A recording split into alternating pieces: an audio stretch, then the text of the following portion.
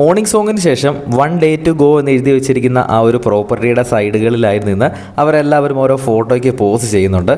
Season 7 top 6 ആയിരുന്നു അത്. പക്ഷേ ഈ ഒരു ടോപ്പ് 6 നിന്ന് ഇന്ന് ഒരാൾ പുറത്താകുന്നതാണ്. ഓൾറെഡി പുറത്തായി കഴിഞ്ഞു. എനിക്ക് തോന്നുന്നു രാവിലെ തന്നെ ആയിരിക്കണം എവിക്ഷൻ നടക്കുന്നത്. ഇപ്പോൾ ലൈവിൽ ബ്ലൈൻഡ്സ് ഇട്ടിട്ടുണ്ട്. അതിന് എവിക്ഷന് വേണ്ടിയിട്ട് ഇട്ടതാണോ എന്നറിയത്തില്ല.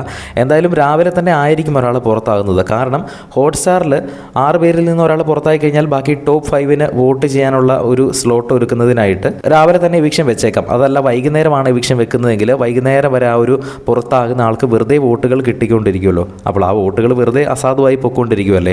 അപ്പോൾ ആ വോട്ടുകൾ ടോപ്പ് 5 മത്സരാർത്ഥികൾക്ക് നൽകുന്നതിനായിട്ട് രാവിലെ തന്നെ എവിക്ഷൻ നടത്തി ആ ഒരു എവിക്റ്റ് ആകുന്ന വ്യക്തിയെ ഹോട്ട്സ്റ്റാറിൻ്റെ വോട്ട് ചെയ്യാനുള്ള ഒരു സ്ലോട്ടിൽ നിന്ന് മാറ്റിയേക്കാം. അപ്പോൾ രാവിലെ തന്നെ ആയിരിക്കാം എവിക്ഷൻ നടക്കാൻ പോകുന്നത്.